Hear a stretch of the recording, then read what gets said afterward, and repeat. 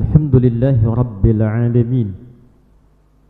الحمد لله الذي أسرى بعبده ليلا من المسجد الحرام إلى المسجد الأقصى الذي باركنا حوله لنريه من آياتنا إنه هو السميع البصير.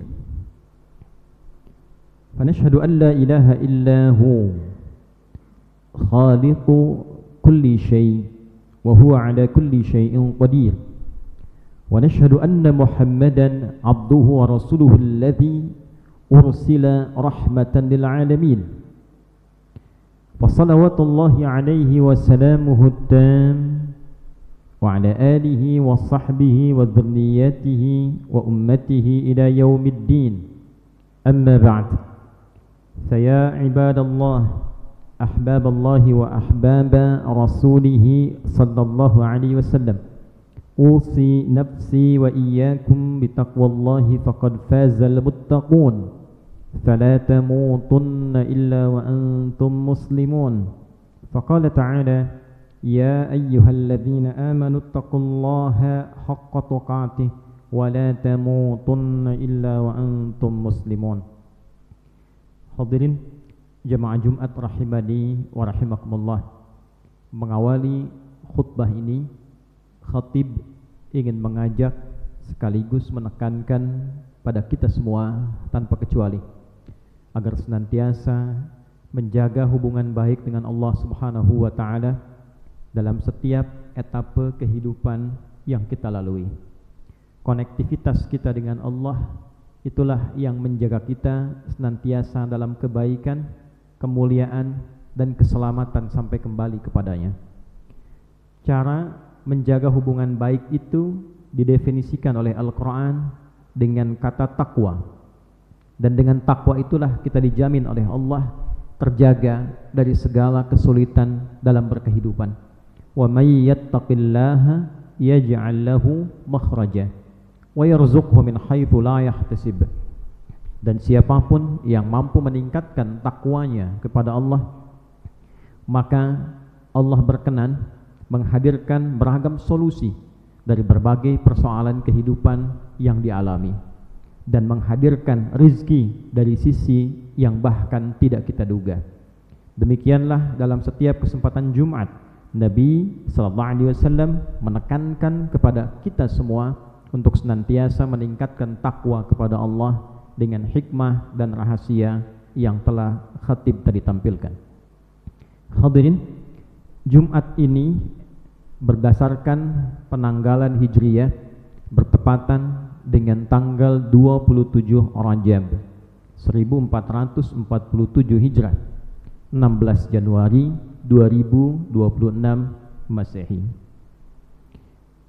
Di dalam catatan sejarawan Mansur Furi ditampilkan bahwa 27 Rajab ini adalah satu dari 8 pendapat populer yang ditampilkan oleh para ulama sejarawan muslim terkait dengan hadirnya peristiwa agung Isra Mi'raj yang sekaligus memberikan pertanda kuat tentang keistimewaan mukjizat Nabi Muhammad sallallahu alaihi wasallam.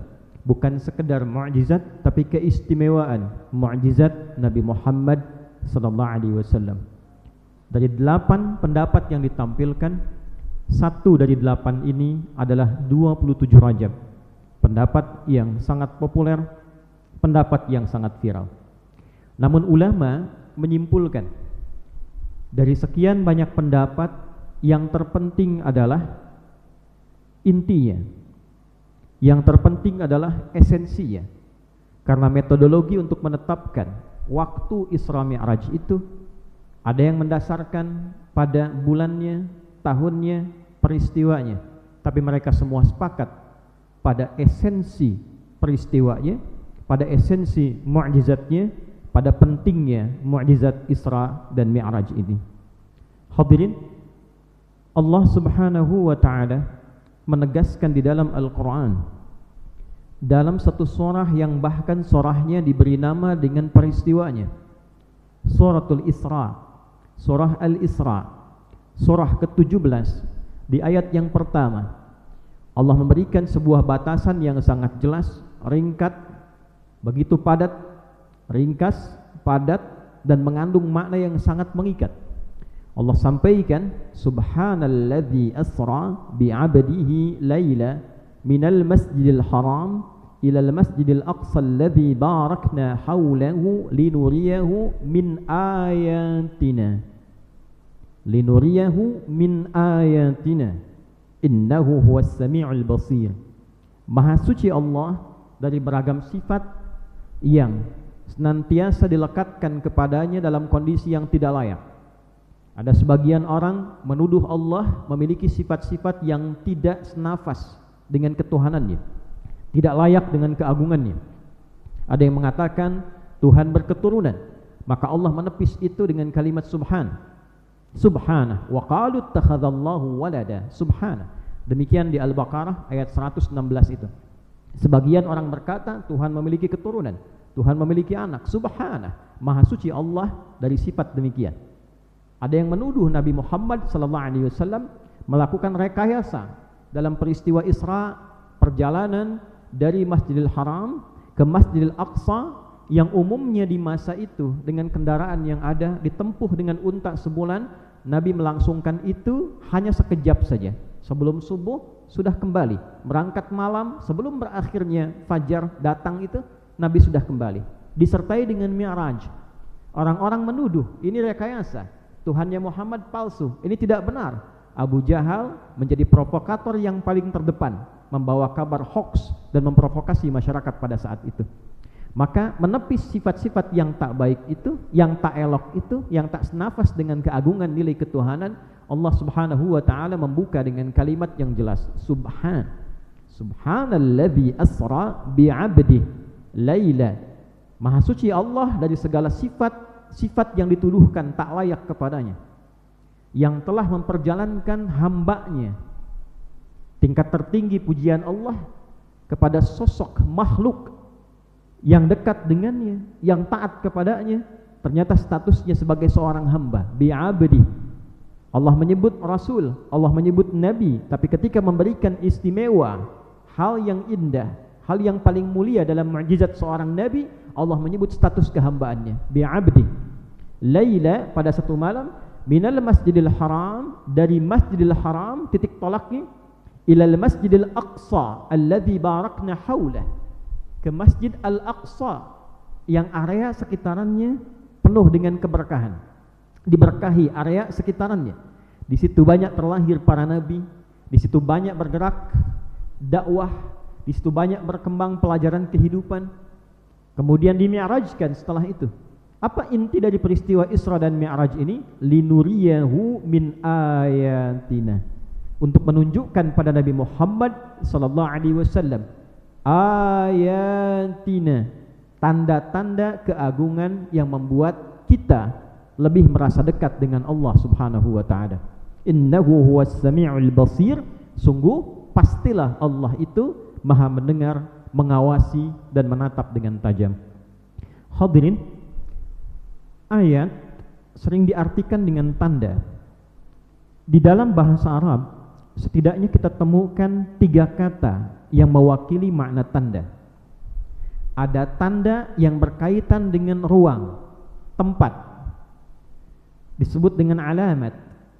Di mana alamat Anda, alamat saya di X, mengetahui alamat itu lebih dekat kita sampai ke tujuan. Tempat yang kita huni, ruang kehidupan ini disebut alam, seakar dengan kata alamah. Mengapa disebut alam? Karena menjadi tanda yang membedakan antara ruang satu dengan ruang yang lainnya. Tanda yang menjadi kuasa Allah tempat kita berkehidupan. Alam manusia, ruangnya manusia. Alam hewan, ruangnya hewan. Ada yang kedua, ada yang disebut dengan simah atau wasmah. Berarti tanda yang membedakan satu zat dengan yang lainnya, entitas satu dengan yang lainnya.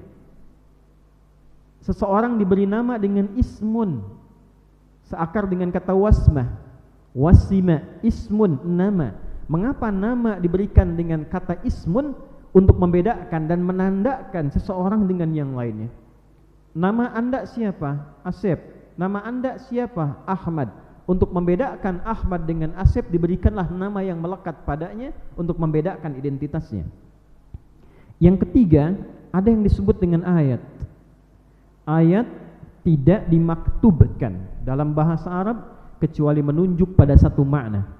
Tanda yang membuat seorang makhluk merasa lebih kenal dan dekat dengan Khalik. Tanda yang menjadikan seorang hamba merasa lebih mengenal dan dekat dengan Allah Subhanahu wa ta'ala, Sang Pencipta. Al-Quran seluruh ayatnya diberi nama dengan ayat. Isi Al-Quran, informasinya 30 juz, 114 surah, seluruh isinya disebut dengan ayat. Al-Fatihah 7 ayat, Al-Baqarah 286 ayat, Ali Imran 200 ayat. Mengapa diberi nama dengan ayat? Karena setiap kali kita berinteraksi dengan Al-Quran, membaca Al-Quran, mendengar orang baca Al-Quran, kita merasa lebih dekat hubungannya dengan Allah Subhanahu wa ta'ala. Innamal mu'minuna alladzina idza dzukirallahu wajilat qulubuhum wa idza tuliyat 'alaihim ayatuhu zadatuhum imanan wa 'ala rabbihim yatawakkalun. Sungguh ciri insan beriman itu di antara tandanya, jika diperdengarkan nama Allah ada getaran dalam jiwanya, konfirmasi keimanannya. Mendengar azan diperdengarkan, terdengar oleh telinga, konfirmasi ke jiwa ada getaran, ini sudah azan. Siap-siap ada panggilan. Wa idza tuliyat 'alaihim ayatuhu, dan bila dibacakan kepadanya ayat-ayat Allah, dibacakan Al-Qur'an, ayat-ayat Allah, zadatuhum imana, bertambah lagi getarannya. Wa 'ala rabbihim yatawakkalun, dan dengan getaran itulah terbangun hubungan yang lebih erat dengan penciptanya, terbangun kedekatan lebih dengan Allah Subhanahu wa ta'ala. Peristiwa Isra Mi'raj disebut oleh Al-Quran dengan nama ayat, untuk menggetarkan jiwa, untuk membangun kedekatan dengan Allah Subhanahu wa ta'ala. Jadi bila pun peristiwa ini diperingati, untuk diketahui, untuk dipelajari, peringatan ini sejatinya menjadikan setiap hamba itu semakin bergetar jiwanya untuk lebih mendengar perintah Allah, lebih melihat tanda-tanda kekuasaan Allah, lebih merasakan kekuasaan dan keagungan Allah, yang secara singkat intinya membangun kedekatan lebih dengan Allah Subhanahu wa ta'ala. Itulah sebabnya mengapa oleh-oleh terpenting dari peristiwa Isra Mi'raj ini, dengan segala kedahsyatannya, perjalanan yang istimewa, penempatan yang istimewa, naiknya istimewa, alamnya istimewa, pertemuannya istimewa, untuk mendapatkan hadiah istimewa dengan fungsi yang sangat istimewa. Apakah itu? Salat. Perintah salat. Jadi sesungguhnya inti Isra Mi'raj itu terletak pada salat. Inti hikmah terbesar pada Isra Mi'raj itu terletak pada bagaimana kita membangun kedekatan, membangun keakraban, membangun ketergantungan kepada Allah sampai kita merasa bahwa kita punya Allah. Dan inti dari semua itu, wasilahnya dilakukan melalui salat. Itulah sebabnya ibadah ini dinamakan dengan salat. Dari kata wasala yasilu silatan, wasalatan, jadi nama. Sesuatu yang tersambung, terkoneksi kuat, sulit untuk terlepaskan.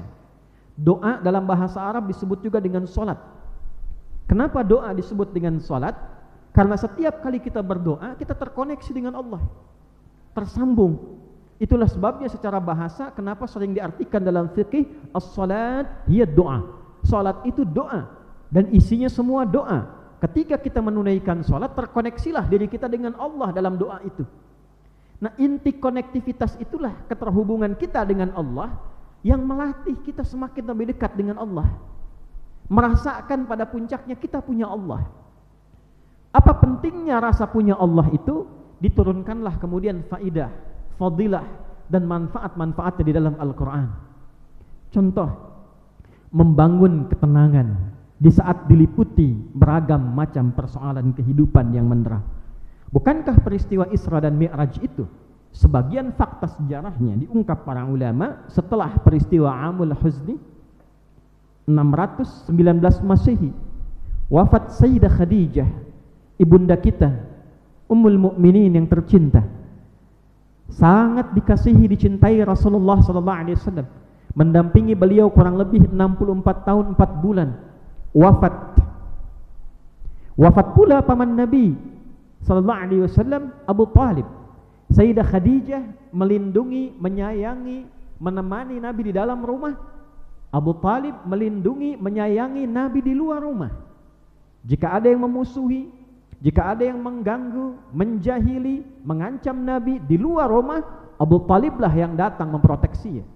Jika ada kesedihan datang ke dalam pintu rumah, Sayyidah Khadijah yang pertama menenangkannya. Di tahun yang sama keduanya wafat. Sedih yang dalam menghunjam ke kalbu Nabi sallallahu alaihi wasallam. Dan tidak reda dalam tahun kesedihan ini, gangguan semakin meningkat. Di luar tidak ada penopang lagi, di dalam tidak ada peredam lagi. Nabi keluar, mulai ada gangguan langsung. Berangkat ke Taif dilempari. Dalam kondisi itulah kemudian ketika rehat, dalam kisah yang sangat viral, Nabi SAW setelah itu mendapatkan undangan Isra dan Mi'raj. Dan inti Isra dan Mi'raj terletak pada konektivitas dengan Allah. Setelah menghadap Allah, menerima perintah sholat, kesenangannya luar biasa, kenikmatannya luar biasa, ketenangannya luar biasa. Untuk itulah tidak ada hal yang paling nikmat terhadap Nabi kecuali di saat-saat beliau sedang terkoneksi dengan Allah pada sholatnya. Bukankah viral kita mendengar bagaimana panjangnya rukuk Nabi, panjangnya bacaan Nabi, panjangnya sujud Nabi. Di sujud-sujud terakhir sering kita dengar bahwa Nabi sujudnya begitu panjang. Orang-orang hanya menafsirkan umumnya, tidak seluruhnya. Secara literal, tekstual, bahwa sujud terakhir mesti panjang, tidak melihat substansinya. Panjang itu karena merasakan nikmatnya, tak ingin berpisah dalam konektivitas dengan Allah, tersambung dengan Allah, ada kenikmatan, ada ketenangan. Tidak ada yang paling indah yang kita dapatkan dalam hidup selain ketenangan, kedamaian, dan rasa aman. Itulah sebabnya kenapa orang yang dilanda musibah tapi hatinya tenang cenderung ringan mengalaminya. Orang yang punya masalah tapi hatinya damai cenderung kecil masalahnya. Salat itu melatih pada jiwa kita untuk menghadirkan ketenangan yang dalam.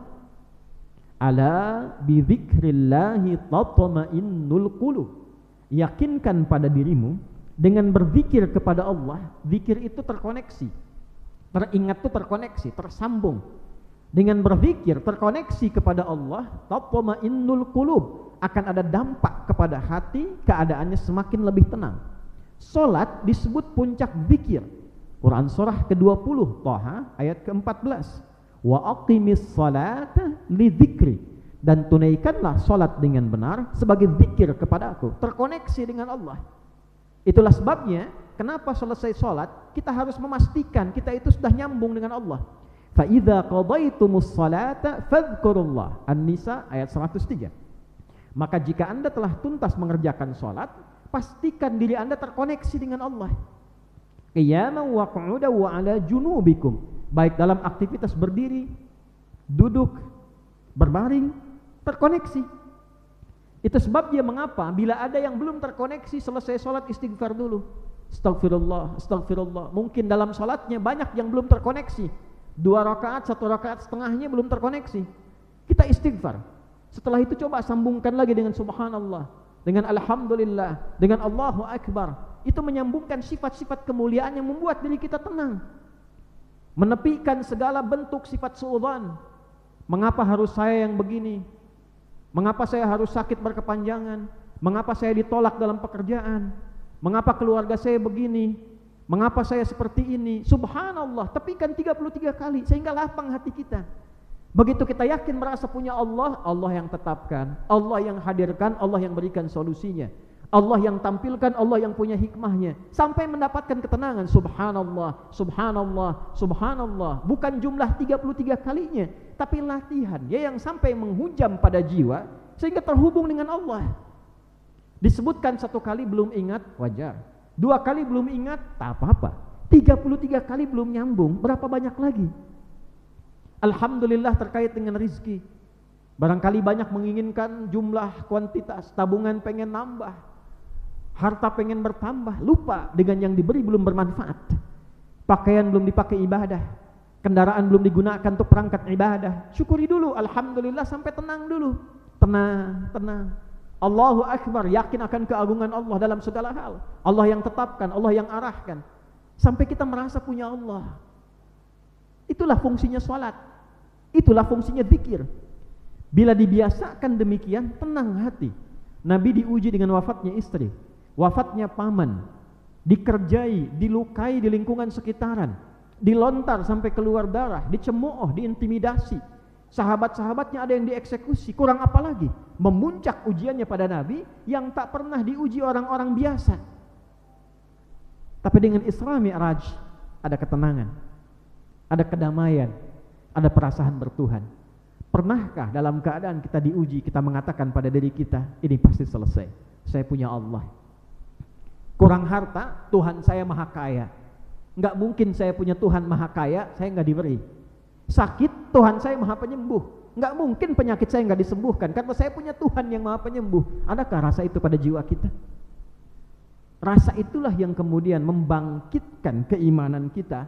Wa ala rabbihim yatawakkalun, meningkatkan tawakal kita. Dan dengan tawakal yang disertai iman itu, kuasa Allah hadir menyelesaikan problem kehidupan kita. Mungkin selama ini tawakalnya iya, tapi imannya tidak mendukung tawakal. Tawakalnya pakai iman enggak? Tawakalnya pakai ayat enggak? Wa idza tuliyat alaihim ayatuhu, konsepnya begitu. Zadathum imana wa ala rabbihim yatawakkalun. Tawakal itu pakai iman. Saat iman menyertai tawakal, lahirlah kuasa Allah. Itu yang menyelesaikan segala persoalan. Kenapa dulu ada orang sakit dengan Al-Fatihah sembuh? Karena ikhtiar yang tuntas diiringi tawakal dengan iman, itu yang menyelesaikan. Sekarang berapa surat tak sembuh-sembuh. Dulu orang merasa cukup, sekarang selalu merasa kurang. Kenapa? Tawakalnya ada, imannya menipis. Itulah sebabnya hadirin, Isra dan Mi'raj bukan hanya momentum yang dihadirkan untuk diperingati. Diperingati itu ada kata ingat di dalamnya.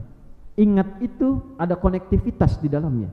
Konektivitas itu artinya terhubung dengan Allah, tersambung dengan Allah. Alhamdulillah, di negara Kesatuan Republik Indonesia diberikan hari libur nasional untuk peringatan Isra dan Mi'raj. Bila kita keluarkan kata ingat di situ, sambungkan dengan makna terhubung pada Allah, ambil inti Isra Mi'raj, lekatkan pada salat, peringatan ini, sekali lagi, peringatan ini, sekali lagi, peringatan ini, seyogyanya anugerah dari Allah yang dititipkan melalui konteks kehidupan bernegara, berbangsa ini, untuk kita semua tersambung lagi dengan Allah Subhanahu wa ta'ala. Salat lagi, menguatkan iman lagi, bertawakal lagi. Mungkin itu sebabnya selama ini banyak musibah yang belum tuntas. Musibah di alam tumbuhan, musibah di alam hewan, musibah di alam manusia, sifat-sifat manusia yang semakin beringas, korupsi tak terkendali, penipuan, todongan, penghilangan nyawa, penggundulan hutan, luka terhadap hewan dan sebagainya. Barangkali bukan karena kurangnya orang pintar, bukan kurang kaya SDA kita, bukan kurang tinggi jabatan-jabatan yang melekat dalam kehidupan kita. Mungkin kurang iman kita di hadapan Allah, kurang khusyuk salatnya, kurang tersambung dengan Allah, kurang segala-galanya yang terkait dengan hubungan kita dengan Allah Subhanahu wa ta'ala. Oleh karena itu, melalui peringatan Isra dan Mi'raj ini, khatib ingin menekankan, tak harus tunjuk orang lain. Mari kita mulai dari diri kita sendiri, memperbaiki hubungan kita dengan Allah, meningkatkan kualitas salat kita, zikir kita, agar hidup saat berkehidupan berjanji kepada Allah, menjalani tersambung dengan Allah, wafat dalam keadaan diridhai oleh Allah, dan kembali dalam keadaan mulia di hadapan Allah Subhanahu wa ta'ala. Barakallahu li wa lakum fil Qur'anil azim wa nafa'ani wa iyyakum bima fihi minal ayati wa dzikril hakim wa taqabbala minni wa minkum tilawatahu innahu huwas sami'ul alim. Ud'u Allah yastajib lana wa lakum jami'an.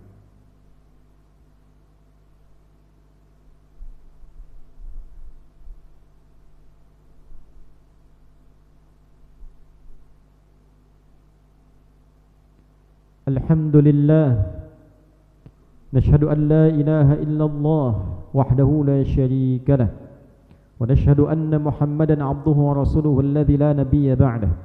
Allahumma fassalli wa sallim wa barik ala hadzal nabiyil karim ar-rasulil amin nabiyyina wa sayyidina Muhammadin wa ala alihi at-tahirin wa ashabihi ajma'in wa dhurriyyatihi wa ummatihi ila yaumiddin.